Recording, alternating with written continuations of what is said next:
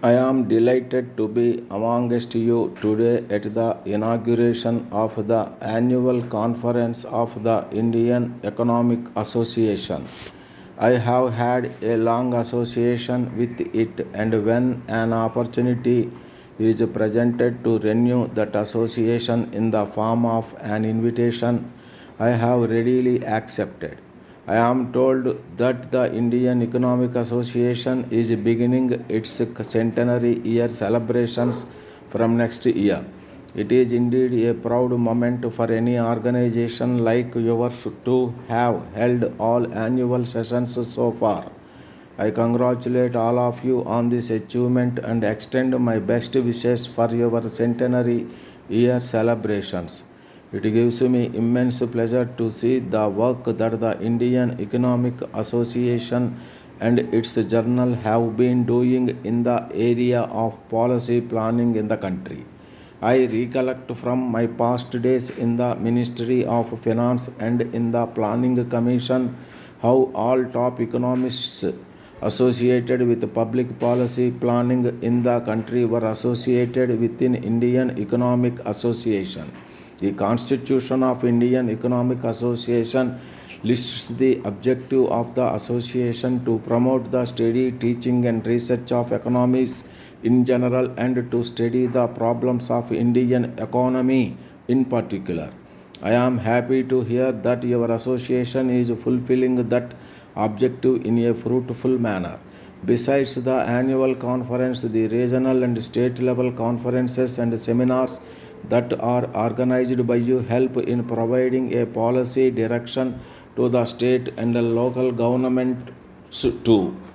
I feel that the topics chosen for deliberation in this conference, with a focus on growth with equity, job creation, and human development, are all highly relevant to the economic situation in India today.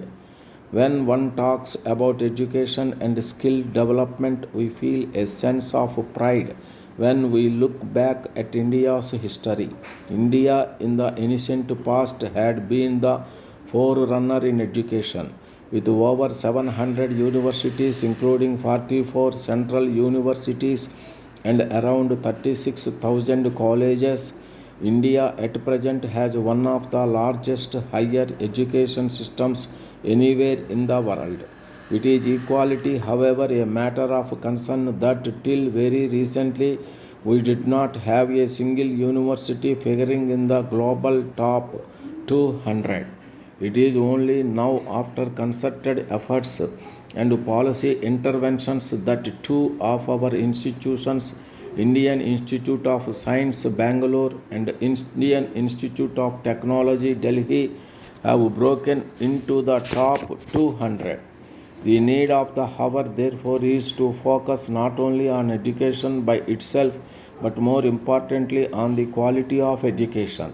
I am therefore glad that this association has taken up this topic for detailed deliberation. Besides this, when we talk of quality of education, skill development is an inherent part of it. Skill development is directly related to the employment prospects of our youth, and therefore the focus has to be on providing quality education with skill development. While these measures aim at increasing employability, the emphasis also has to be on providing adequate employment opportunities. Growth would be meaningful and inclusive only if it results in improving the standards of the last man. India is a young nation.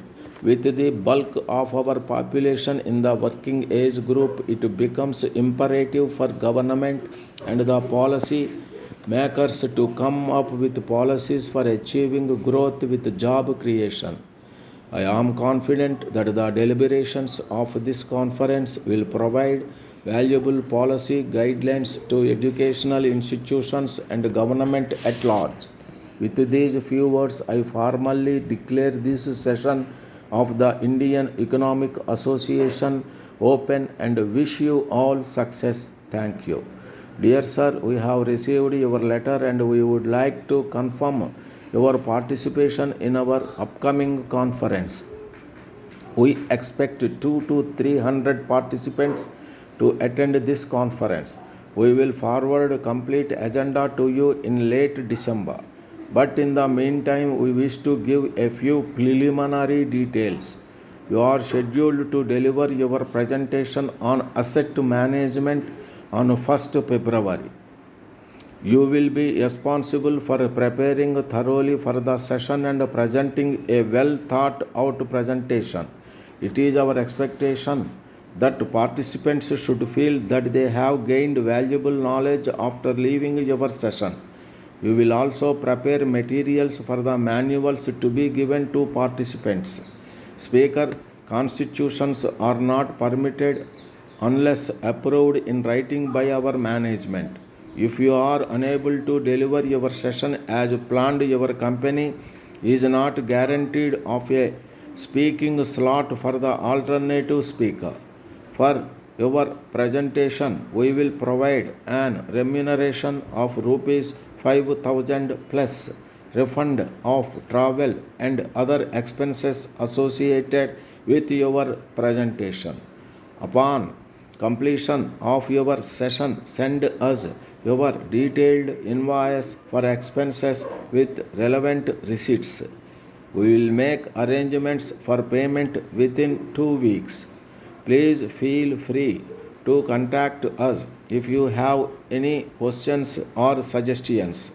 Our members are looking forward to having you as a speaker at our conference.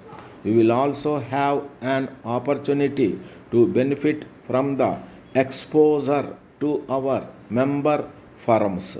Yours faithfully.